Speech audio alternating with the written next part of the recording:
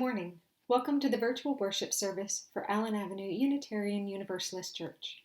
My name is Erica Bartlett, and I'm a member of the worship committee. I have a couple of announcements before we get started.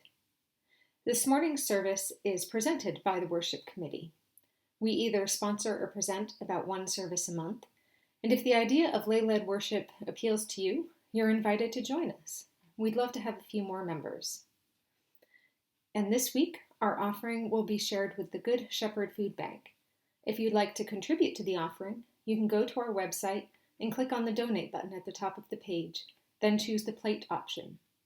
You can also send a check to the church. And we also have an announcement from the Allen Avenue Board of Directors. The A2U2 annual meeting will be held on June 14th at 10:30 a.m. Please save the date and mark your calendars now for this important event. More details will be published soon. Thank you. And finally, a reminder that we'll have our virtual coffee hour at 10:30 this morning, and the link for that is on our website. We hope to see you there. Good morning. I'm Keith Prairie, and I'm lighting the chalice because I'm part of the worship committee this morning. And here we go.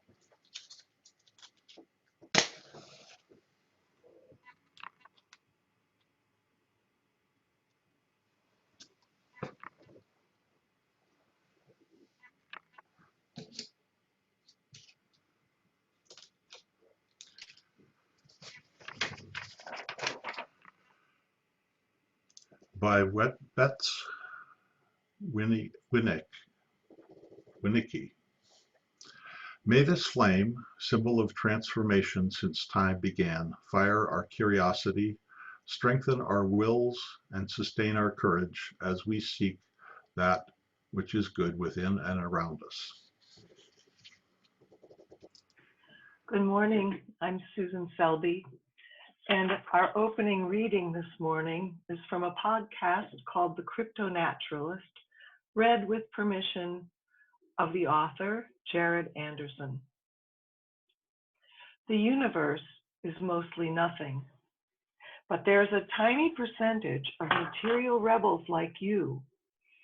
I don't know where you get the courage to be so unique, but I'm impressed that you choose to be here, possessing a physical body and making active choices in defiance of the norm.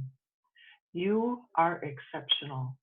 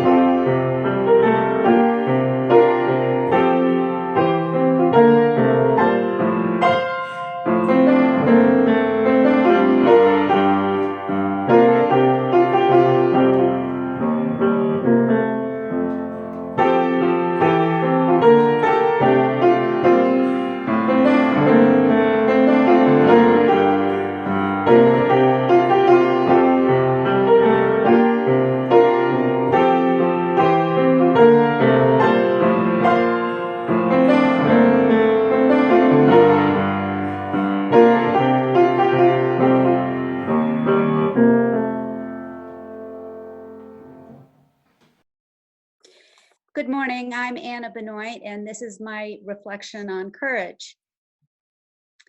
What is the opposite of courage? I consulted the dictionary and came up with this list: cowardice, fear, modesty, hesitation, apathy, laziness, discouragement, doubt, softness, and depression. But my personal favorite was womanliness, which made me laugh. What I like is Brené Brown's implied definition that the opposite of courage is comfort. She says, quote, "I want to be brave. You can have courage or you can have comfort, but you cannot have them at the same time." End of quote. Courage is what gets us out of our warm beds in the morning to get dressed and face the day. In my own life, I have been most courageous living through the challenges of parenting, including the diagnosis of our eldest child at age 4, which brought us to our knees. Our other children also brought their own issues and challenges, especially as teenagers, and it took courage to continue to come up with a new plan each time the old one failed. These include personal therapy, family meetings, clear consequences, teen adventure challenges, calling the emergency rescue service, and calling the police. Just living on each day, an often sleepless night with fear, but focused on the hope that things would improve, required courage. All the while praying we would all survive and that good days were ahead. In my kitchen, the cabinets are covered with slogans, like Winston Churchill's quote, "If you're going through hell, keep going," or Goethe's, "Nothing is worth more than this day."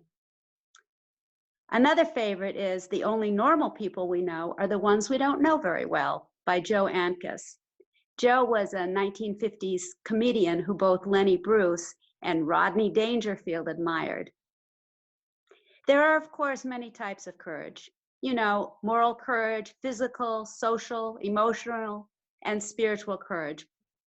What I'm talking about is personal courage, which is empowering and contagious, just as fear is contagious. Honestly, I'm fearful right now, and I'm especially fearful each time I stand to sing with the choir in front of you all, with what I do realize is a mediocre voice. But more than fearful, I am joyful, and it is worth the journey out of my walled-off self, stepping out and singing. I'm reminded of the image of my young granddaughter, who bravely jumped off the Peaks Island Pier for the first time, a family tradition, and swam back to the surface, grinning ear to ear with delight and joy. So what did I do right after she swam out of the way? I jumped.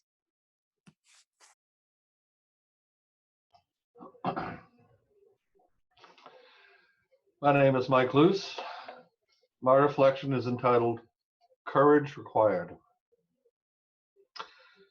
As I was thinking about courage, I started thinking about heroes, those folks we usually associate with having courage. Not about the folks who are truly exceptional, though, who have some almost superhuman ability, which you and I just don't. When I'm choosing my heroes, I'm going for the everyday folks. They're the ones I can maybe get some direct inspiration from, something I can at least imagine myself emulating while I'm living one of my best lives. I'm not particularly interested in heroes I can't identify with, who aren't going to serve as a template for one of those best lives. They get on my list for a rainbow of reasons. Dorothea Dix, the mental health reformer responsible for the first asylums for the mentally ill. She fought a resistant society for many years to do something other than ignore the mentally ill, establishing the first institutions dedicated to their treatment. Or Donna Van Nostrand. You don't know her. A psychiatric nurse who was the most empathetic, encouraging supervisor I ever had. Each of them, in their own times, had to contend with stigma, bias, and institutional sexism to even begin doing their real work. Working in community mental health, though, my clients provided me with more examples of heroic courage than I can even remember now. One was a man who had to face every day with the recurring attacks of Zimmel. Zimmel was an alien who assailed him with hot spikes to the head. Zimmer never ceased. My client never gave up. Or another gentleman I worked with in the community for 8 years. He lived in a little cottage whose front lawn was populated with evil tormentors on most nights. And if that wasn't enough, during the day it took real grit for him to interact with the public because of his appearance. He was a rather large, imposing person with a really unfortunate heavy brow and stare. I was with him often enough in stores or doctor's offices, and to see the way people reacted just to his presence. How would you feel with most of the people in the waiting room darting nervous glances your way? He was aware, but he was determined to go where he needed to go. Well, it took what I consider to be truly heroic courage for those guys to just get through each day. There's one more I want to tell you about. When she came to the group home I was supervising, she could barely enter the kitchen due to a fear of almost all the appliances, but especially the stove. Her defensive walls needed to be up with people also. Somehow or other, though, she maintained a dream of going on a cruise. This at a time when she needed to sit in a doorway to the living room if we had a house meeting. Now, you know where this is going. I'm not going to delineate the slow, painful back and forth steps getting her to where she could first move to a less supported place and finally to her own apartment. But it took real and repeated courage. She went on that cruise, too. The everyday courage of the folks who I served has always humbled me. My courage has never been tested to that degree, but witnessing the possibilities gives me hope for all of us to have the courage when we need it.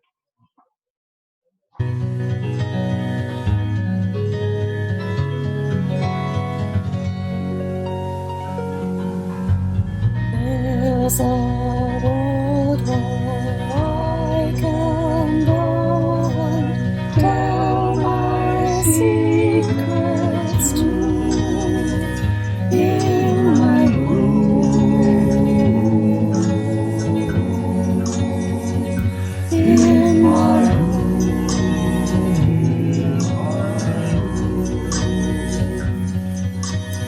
In this world I walk out all my worries and my fears in my room,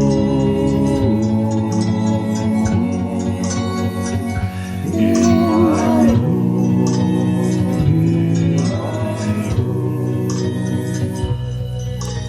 in my dreaming and my scheming, I awake and pray. Do my crying and my sighing like yesterday. Now it's dark and I'm alone, but I won't be afraid in my room,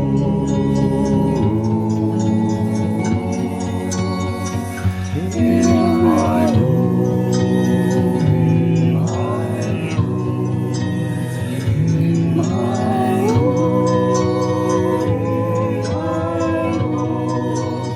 In my room, in my room, in my room, in my room.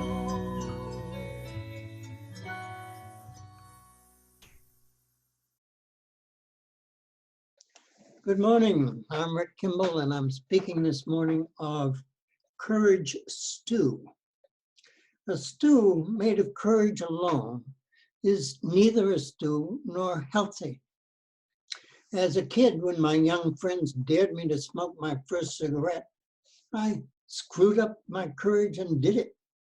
Too naive and stupid to see that I was really screwing up my lungs. A stew made of courage alone is neither a stew nor healthy. It needs a big dash of wisdom. Aging is sometimes thought to build wisdom, and age is a big part of courage. So boil a good piece of old age down into reduction of seasoned understanding and throw it into the pot. Like the cur in courage and like all other earthly life, we are tiny bits in an infinite cosmic mystery. Our recipe needs a cup of humbled awe so we'll dare to know and accept our place, our puny little speckness. A stew made of courage alone is neither a stew nor healthy. It seems to take courage to jump off a cliff and into the freezing water below despite the signs that say danger. That's where common sense comes in. Add a bunch of that to our stew pot. Add also a pound or more of muscle, meat, and bones for the strength to go and do what our courage demands. Thicken with the flour of love and strengthen the resolve to help others, even at the cost of risk to self. Love, said Jesus, casts out fear. Then, hey, we need a jar of UUism on every stew cook's shelf.